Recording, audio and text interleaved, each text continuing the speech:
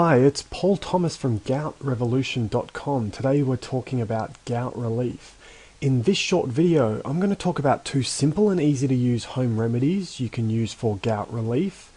I'm going to reveal the truth about drugs for gout relief. Plus, I'm going to talk about a better long-term solution for gout relief. A new diet based on the latest science to get rid of your gout. And I'm not talking about the low purine diet. A simple home remedy that you can use is to squeeze the juice of half a lemon in a glass full of water. Drink this juice 3 times a day, in the morning, noon, and night. Lemon is a very rich source of vitamin C, which helps in dissolving the gouty deposits. This is one of the most efficient natural remedies for gout. Another remedy is a simple one where you just take 2 teaspoons of organic apple cider vinegar with 2 teaspoons of honey twice a day to help dissolve the apple cider vinegar. You can add that to water, and the honey can help take away some of the bitterness. Within a few hours, the pain will be minimized. Now, while these home remedies are great, they are only a short-term solution. Say you're in acute pain or you've got a bad flare-up and you want to reduce that attack. These home remedies are a great solution. But what we want is a more viable long-term solution for your health. That's true health, getting your gout under control and correcting the root cause of the underlying problem. And home remedies don't really address that. What I'm about to reveal to you, the diet I'm about to reveal to you, is very effective at correcting the root cause of gout. The use of drugs is a common approach to treating or managing gout, but it's really important to understand that drugs only provide symptomatic relief, but they do very little for the underlying problem. So what I mean is that the use of drugs are just focused on relieving your symptoms. And there's nothing wrong with this. This is a great short-term approach. And for some people, if we're having a severe gout attack or it's a very acute, painful episode, we're looking for that instant relief. And we may need that to get through our day or to get through, a period where we're having a very bad episode. But it's really important that we understand in the bigger picture of health and for the long term that drugs aren't a long-term solution to this.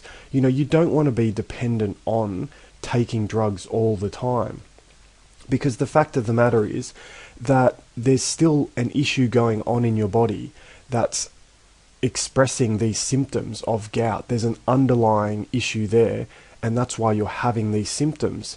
And we know that drugs don't correct this underlying problem, because when we stop taking the medication or the drugs, your symptoms will come back and you'll have another attack. So the way that I like to explain the use of the analogy of symptoms and underlying cause is if we look at something like a smoke detector or smoke alarm. Okay, so we have a fire. This is the underlying cause of the problem, and a symptom is that the smoke detector starts to ring and make a noise. Okay, that's a symptom, a response to the underlying problem. Now, we can just turn off the smoke alarm. Okay, that will stop the annoying noise, all right, the disturbing noise, all right. But what about the bigger issue? What about the underlying cause, the fire? So the smoke alarm may have been turned off, but the underlying problem is still there. And this is very much like taking drugs for your condition of gout. You may stop the symptoms, but you do little for the underlying problem.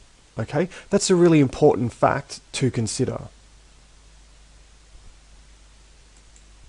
It's really important to note that the issue here is not that uric acid causes gout. That's an accepted fact that we understand, that elevated uric acid levels increase the susceptibility of gout. The real issue is that dietary purines, the purines that come from the foods we eat, leads to an increase in uric acid and then leads to gout. This is the issue, that consuming a high purine diet causes gout. This is a perpetuated myth built on assumptions and faulty logic.